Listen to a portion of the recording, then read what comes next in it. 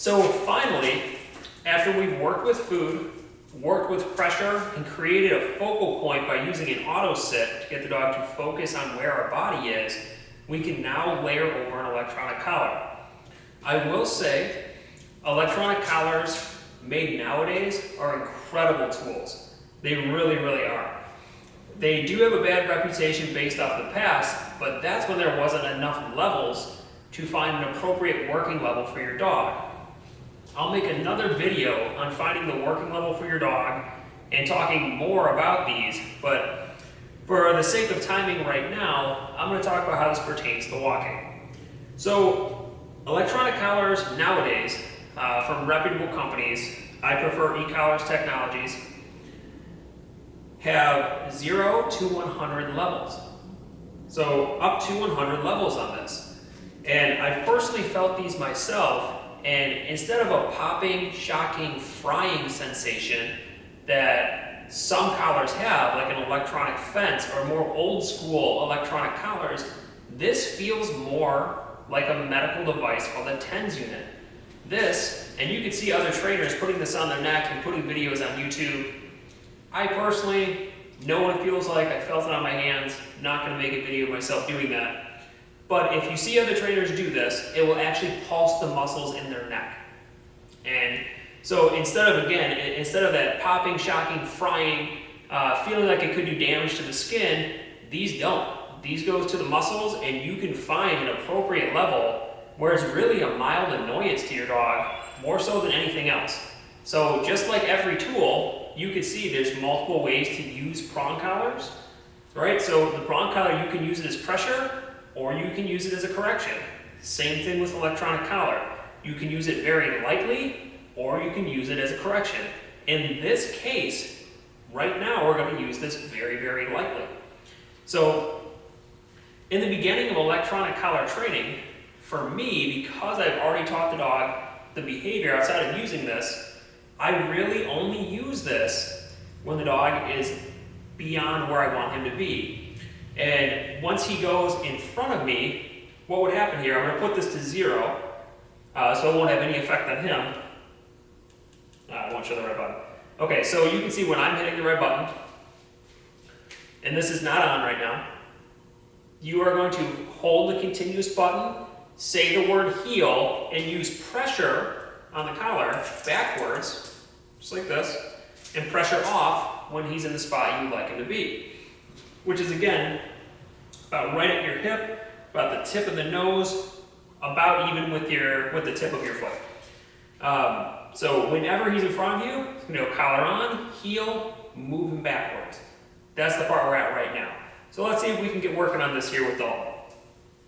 Dalton's working level, we've established, is right about an 11, which is pretty normal for dogs. If you don't find it before a 20, you haven't found it right. Check the contact points, check the tightness of the collar.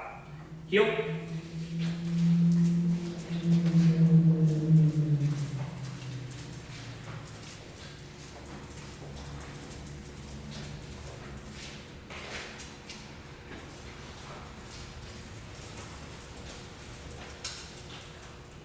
Collar on. Good. So in this situation, he went slightly in front of me where I would like him to be, collar on, and I just moved him backwards. Heel. Now the reason I didn't say heel as I did that is because that was in the context of the auto sit.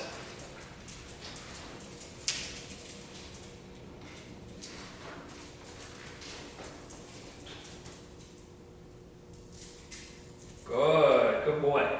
A little crooked, you can absolutely shore that up later if that matters to you. Good, but this is right on line to where you want him to be. Heel.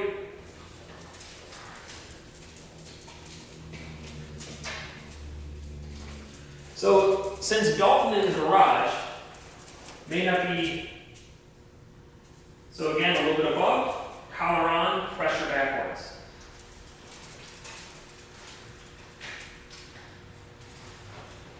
If I wasn't using an e-collar, would I absolutely correct that with a prong collar? Yes, I would. Good. So Dalton in the garage may not be the best example to show how to use this when it comes to heeling. But I feel like I can explain this pretty well for you, or I could possibly set him up where I could show you. Maybe I'll use some of the equipment over the side here that he's been liking to smell as I walk by, and I can show you where I would use this at. Let's get him over this way. Heel, pressure in. So it's not only in front of you, it can be behind you. Heel. See, very nicely demonstrated there. Or it can be besides you. Go for an auto sit. Good, good boy, good. So e-collar heeling is absolutely awesome. Some of the dogs that I work with have gotten to the point where they can actually be off leash heeling next to me where I can even drop the leash and they don't need it. To me, being able to have a dog completely off leash really ups the quality of the dog's life. You can do so many different things with them when you have complete off leash reliability. So to me, beautiful tool.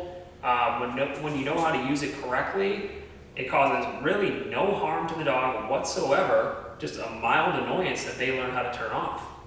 So again, let's do a couple more repetitions with him, and we'll end the video. Heel.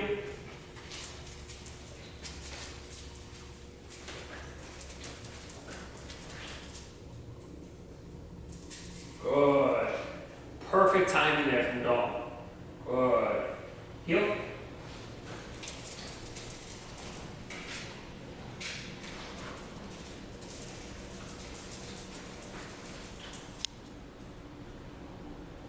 A little bit in front on that one.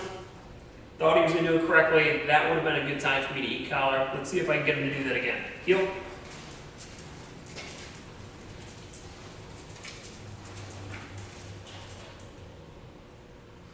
The slight pressure backwards, coupled with the collar. Good.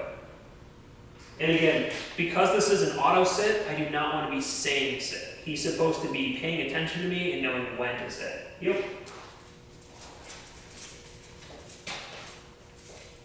But if you have a reactive dog, meaning a dog that reacts to other dogs or people or skateboards or wild animals out on walks, the e-collar heel is awesome. It is amazing. Has really transformed the way that I train. So what would happen in that situation, let's say I'm walking him and let's pretend there is a squirrel over here that he's interested in. What would happen,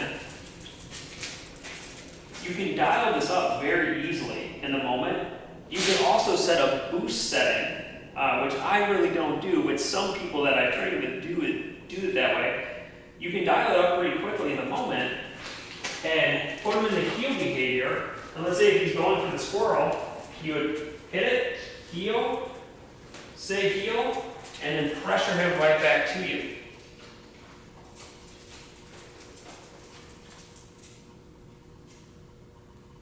I'm not going to provide him any pressure here. I want to see if he will do this on his own.